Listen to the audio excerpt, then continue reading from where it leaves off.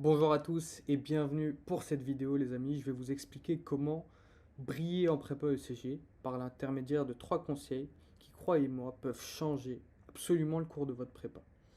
Alors avant toute chose, qui suis-je? Qui suis-je? Bah écoutez, je m'appelle Neil Potier et concrètement, j'étais il y a quelques années à votre place et en arrivant en prépa, c'était la douche froide. Pour moi, voilà, je suis arrivé, j'étais dernier en maths, ça a duré un trimestre, j'arrivais pas à progresser. Et de fait, bien entendu, je pensais à me réorienter. Parce que pour moi, voilà, si j'étais en prépa, c'était vraiment pour avoir une bonne école. Sinon, ça servait à rien. Et en l'occurrence, bah, si tu es mauvais en maths, malheureusement, tu peux pas ou rarement viser les top écoles. Donc dans l'idée, ce qui s'est passé pour moi, vous allez voir, c'est assez sympa, c'est que en première année, malgré le fait, comme je vous le disais, que j'ai plafonné un mois à 3-4 dans les bas-fonds de la classe, bah, écoutez, j'ai fini l'année major. Et c'est dû à certains secrets que je vais notamment vous dévoiler durant cette vidéo, donc restez bien jusqu'à la fin. Mais concrètement, déjà, ayez-le à l'esprit, mais c'est possible de progresser quand bien même ça fait quelques mois que vous stagnez. C'est bien de l'avoir à l'esprit. Parce qu'on pourrait se dire, ok, je suis arrivé en prépa, directement j'ai commencé à progresser, autrement dit j'avais le potentiel, etc. Mais non, ça n'a rien à voir. J'ai stagné un trimestre, j'ai compris comment ça marchait, et dès lors que j'ai mis en place les bonnes méthodes, bah là, je prenais 3 à 4 points d'un DS à l'autre en permanence. Donc déjà, c'est censé vous donner du courage, en tout cas je l'espère. Il faut simplement pas hésiter à changer ses méthodes finalement. Moi, je n'avais pas trop peur avec ça. Bon, de toute façon, j'y reviendrai un peu après.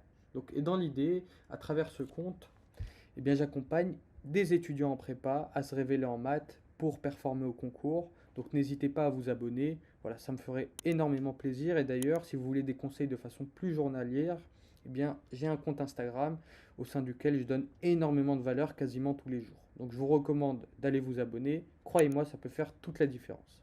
Allez, on passe à nos fameux conseils. Vous êtes là pour ça. Donc le conseil numéro 1, il risque de vous étonner. Mais croyez-moi, pour moi, il est à l'origine de toute ma progression. Conseil numéro 1, n'écoute pas à tout prix tes profs. Et pour vous expliquer tout ça, on va prendre mon cas. Alors, comme je vous le disais, moi, voilà, toute ma première année, enfin tout mon premier trimestre de première année, je plafonne à 3-4. Et pour cause, j'aimais beaucoup mon prof, mais la méthode de travail qu'il nous conseillait chez nous, elle ne me convenait pas du tout. Voilà. En l'occurrence, comme beaucoup de profs, ils nous demandaient plutôt de travailler beaucoup notre cours et une fois que ce dernier serait maîtrisé, de passer aux exercices. Mais moi, ce que je réalisais, c'est que quand je faisais comme ça, bah écoutez, j'avais zéro prise d'initiative en exercice. C'est-à-dire que certes, je connaissais mes formules, mais je ne les comprenais pas véritablement, je ne savais pas les manipuler finalement.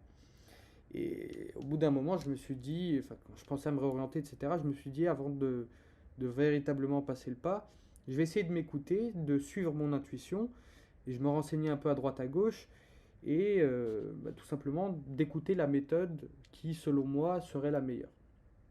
Et concrètement, comme je vous le disais, moi j'avais un problème de prise d'initiative. Comme beaucoup de monde en prépa, j'avais du mal à démarrer les questions. Et pour développer ça, en réalité, c'est hyper naturel. Quoi de mieux que de faire des exercices qualitatifs, type DS. Et j'avais pas l'habitude de faire ça, je faisais pas des exercices qui ressemblaient à ce que j'avais en contrôle, et de fait, bah, j'étais toujours hyper étonné. Là, j'ai commencé à faire des exos type DS, quand bien même j'avais pas du tout le niveau. Donc je regardais en permanence le corriger, et petit à petit, bah, j'ai eu la réalisation suivante qui a changé le cours de ma prépa. En fait, dans chaque chapitre, bah, déjà il y a une batterie de questions finies qui sont potentielles, et également, les raisonnements possibles sont finis. Donc si on fait suffisamment d'exercices, eh bien, on peut être initié à tous les raisonnements potentiels et arriver au concours avec, enfin, arriver en DS ou au concours avec le bagage nécessaire pour prendre les bonnes initiatives, arriver à entamer les questions, et dès lors qu'on a entamé les questions, en réalité, le plus souvent, la suite, c'est assez accessible. C'est souvent le démarrage qui est difficile. Donc j'ai commencé à faire ça, et dès lors que j'ai mis en place cette approche beaucoup plus axée dans la perspective des épreuves de concours, c'est-à-dire que je m'entraînais sur des sujets types, etc., mais écoutez, j'ai pris littéralement 4 points par DS. Donc jusqu'à majorer, etc. Et ça montre que finalement, ton souci en maths, toi qui regardes cette vidéo, c'est peut-être que ta méthode de travail ne te convient pas du tout. Et un symptôme pour savoir si ta méthode ne te convient pas du tout, c'est que tu progresses pas. Donc ça sert à rien de travailler en temps si tu ne progresses pas. Il faut essayer d'autres choses, voir ce qui te convient, et petit à petit, tu vas développer en fait ta façon de travailler propre qui te permet de progresser. Évidemment, ça met du temps de développer, voilà, durant ta prépa la méthode dans son entièreté, mais disons que quoi qu'il en soit, il faut que tu changes les choses et c'est comme ça que tu vas progresser. Crois-moi, il ne faut pas avoir peur de ne pas écouter en toute rigueur ses profs. Franchement, ils sont là pour nous transmettre leur vision, mais ils savent pertinemment qu'ils n'ont pas la vérité absolue non plus. Allons-y pour la suite. Donc finalement, bah, comme je vous le disais les amis, bon, j'ai explicité les 3 points, mais finalement pour moi, réussir en maths, c'est vraiment une question de pragmatisme. Et d'ailleurs, dans toutes les matières, il faut s'entraîner sur des épreuves de concours pour arriver prêt en contrôle et prêt a fortiori au concours. Il n'y a rien d'autre. Il ne faut pas passer trop de temps sur le cours. Le truc qui doit prendre le plus de votre temps, c'est vraiment de faire des exos, selon moi. En tout cas, c'est ce qui a marché pour moi et qui marche pour mes élèves. Voilà, je vous invite à aller sur mon compte Instagram. Il y a énormément de témoignages. J'ai des élèves qui gagnent 5, 10, voire même plus de points sur l'année.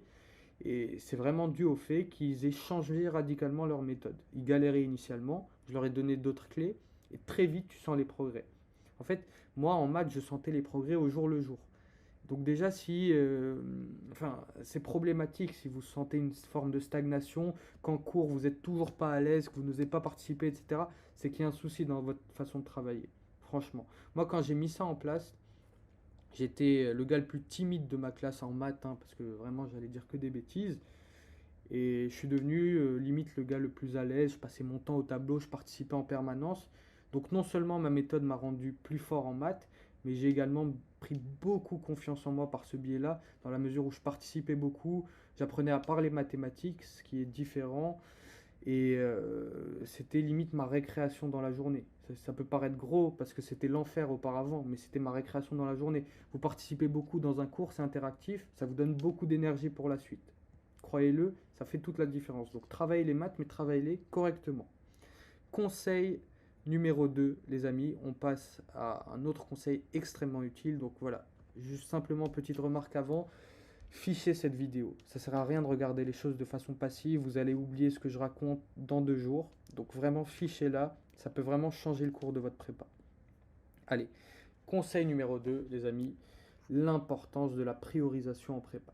Donc vous le savez sans doute, mais en prépa on fait face à un flot d'informations absolument immense, voire infini. C'est d'ailleurs le cas.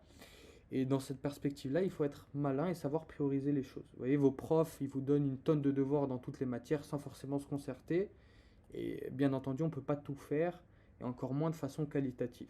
Donc il faut être malin et ne pas forcément culpabiliser avec le fait de faire des choix.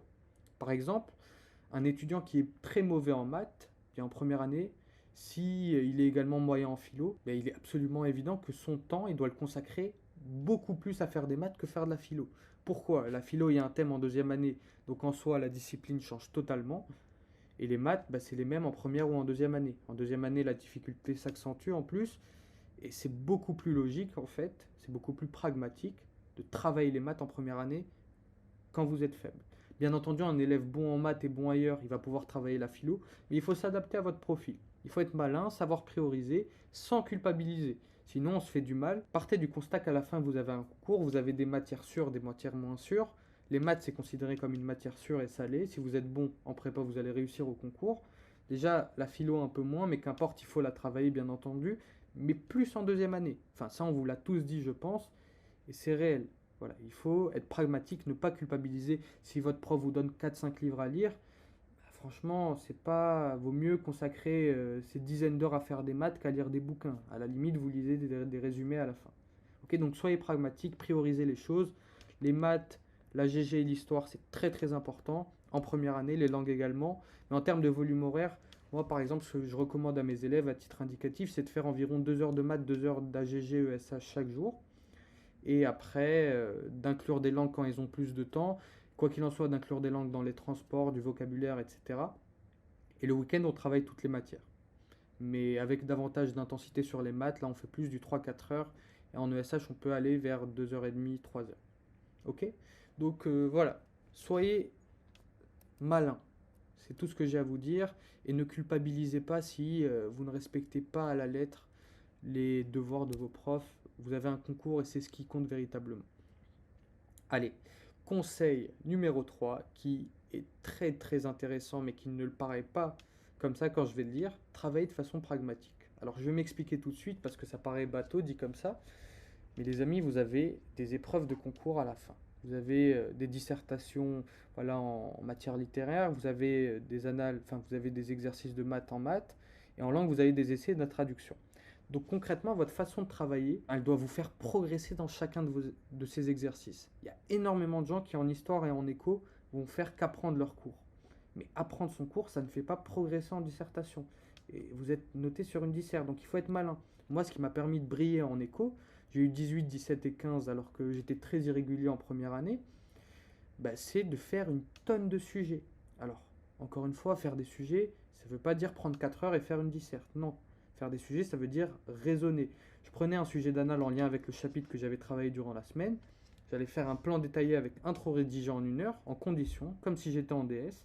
Et dans un second temps, j'allais prendre une excellente copie et l'analyser en profondeur pour qu'elle me serve de correction. Vous voyez, j'allais agrémenter mon plan, prendre des notes, m'inspirer de cette dernière, et finalement j'allais progresser beaucoup dans le fond, parce que j'allais apprendre à raisonner, voir comment raisonnent les top étudiants, et également dans la forme, parce que lire une bonne copie, c'est limite mieux que lire une méthode de dissertation, parce que vous voyez concrètement ce que ça veut dire de faire une intro, faire des transitions, faire des paragraphes, problématiser un sujet, etc.